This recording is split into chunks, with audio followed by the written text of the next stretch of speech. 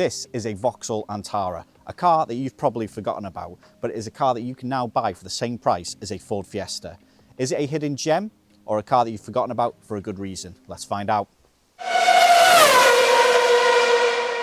So I'm going to be brutally honest and start by saying that this is not the prettiest on the road, but it's not the main selling point of this car.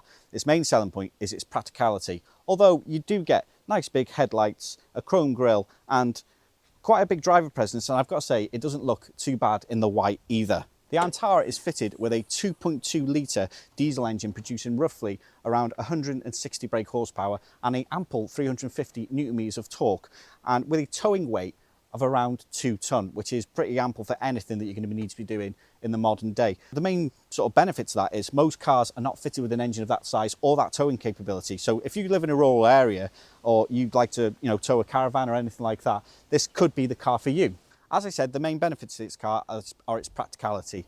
And I'm going to be really generous here and say that the interior of this car is actually quite nice.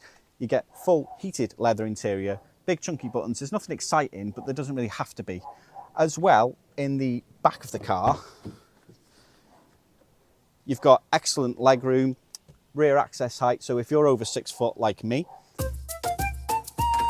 that you'll be able to sit in there quite nice and comfortably. Also, the boot on this car is absolutely massive. You've got a 420 litre boot capacity.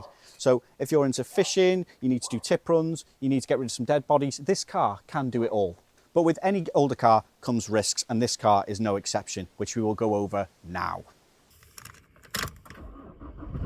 So the first problem you can run into on this car is a diesel particulate filter clogging up.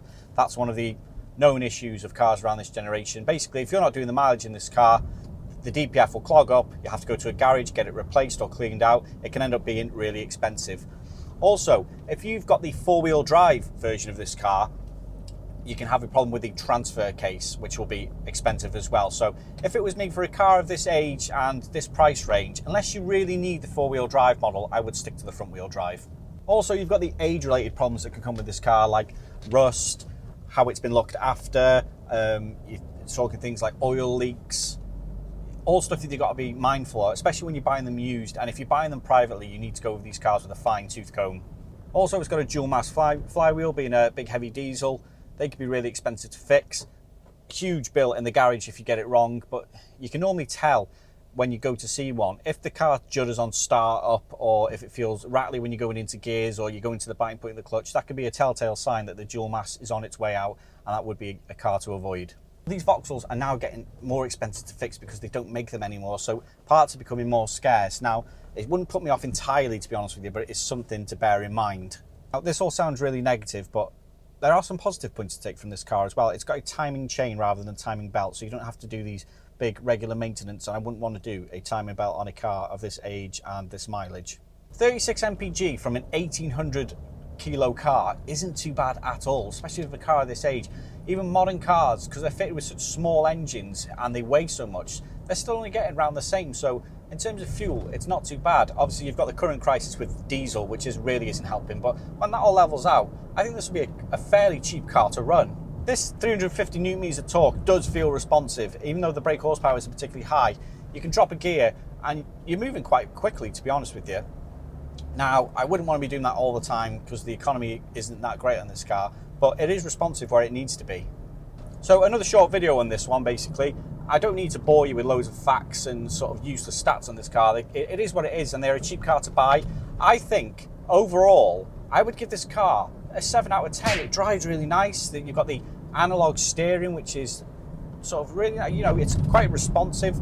The ride isn't entirely comfortable considering the size and the weight of it, but as a car for around, you can get these for like £1,000 up to like £4,000. I think it's really, really good. And if you need to tow, you need to do tip runs, sort of any practical job, this should be the car for you. As always, guys, I'm nice and brutally honest. I don't bullshit you and tell you that you should buy a car that I don't think you should buy. I've had a lot of experience in the car trade, so if you want to like and subscribe, that would be greatly appreciated. It help the channel. If you want to see a particular car reviewed, I can only get my hands on it, so if you let me know in the comments which car you'd like to see, I'll get it organised, and stay tuned for the next video.